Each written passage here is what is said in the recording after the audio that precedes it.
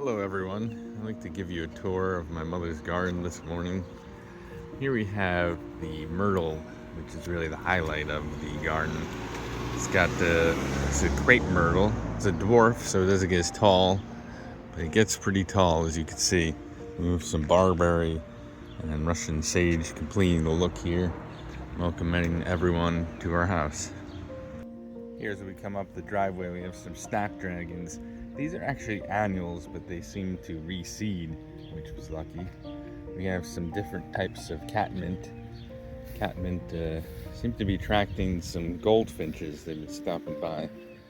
And we have some coreopsis, or as we call them, tickweed. They do well in the sun. Here are some blanket flower. I've deadheaded the yellow blanket flower over there, so they will reflower. Here's another type of crepe myrtle. See, this one is even shorter than the ones by the street. There was actually 3 of these. This is the one that mated. There's the Shasta daisies. They flowered quite nicely. I deadheaded them, so they may flower again. These Rose of Sharon have really gotten tall this year. They haven't flowered yet too much. There's one on the south side. You'll see that one has flowered. As we come up the path, you'll see we have a lot of lavender. They're a little past their prime, but they're still doing well. Lots of white butterflies on them this year. Here's what I call butterfly weed. This is very popular for monarchs to plant, to lay their eggs on. We have a butterfly bush. Last year we got a hummingbird moth on here, which sort of looks like a hummingbird and a moth crossed. Over here is a new addition to the garden. This is a cardinal flower, very popular with hummingbirds. As we move to the side of the house, we have this bee balm. You might be able to see very big bumblebees on there. They're very good for the garden and the environment. Likes a lot of sun. This one actually likes moisture. I learned that it gets that milky film on it when it doesn't have enough water.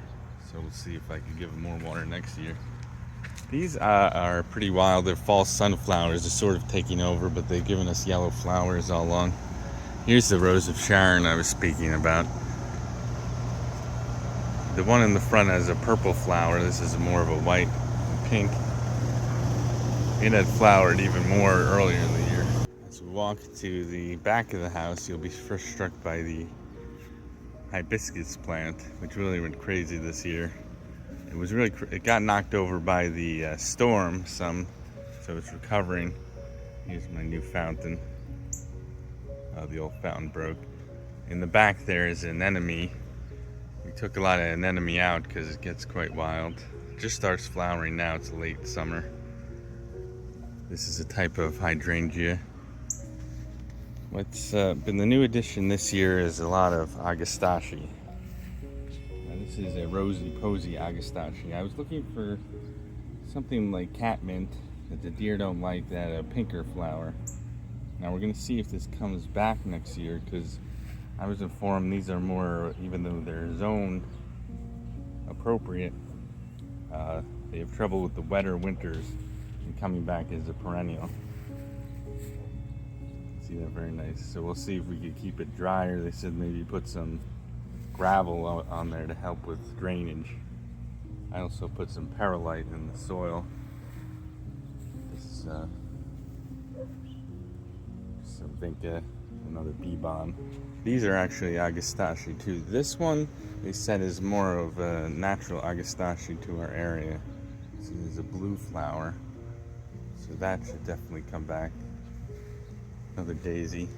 This is a new plant. Our friend Paul, who helped with the design here, he's a landscape designer. He donated some time to help my mother get the garden like she always wanted. This is a pestamine, or a foxglove. I believe it also is good for drawing hummingbirds. I'm not sure if it's flowering yet. It seems to have a lot of seed pockets. This is our big butterfly bush. It's been very successful. I saw 2 monarchs on here yesterday. Hopefully they'll Sunjoy barberry. We had some barberry out in the front yard next to the myrtle, but this has this very dark, attractive leaf.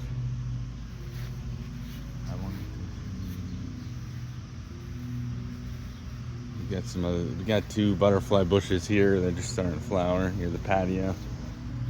Some annuals. This is like a burning bush over here. These are just a spirea. We've had a pretty active season in the bird bath. We were getting overwhelmed by starlings yesterday. They sort of make a mess. It's very helpful to the birds in the hot weather. It's a new addition. It's a red robin. Scientific name, I forget. We'll get very tall if we let it go, but we'll probably keep her pruned. You can see it gets a reddening leaf that's very attractive. So you can see a little white butterfly in there now. Maybe he enjoys the... These are some dianthus. Hopefully they'll come back next year. Paul said they don't always come back, but we have a bunch of them. This I wanted to finish with a horseman plant. We got at the Native Plant Center near New Hope. Apparently it's very good at attracting pollinators. It also has some kind of oils that deter mosquitoes and ticks. It's very unique, subtle flower, but very unique. Here is a view from our porch. You see we have some morning glory that we're trying to get to grow over here. And we have some mint and rose and begonia. This we hope will make us a little squash.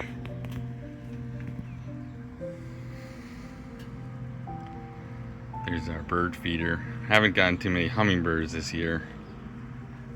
Usually we have a hummingbird stays all summer. So we'll see if he comes back.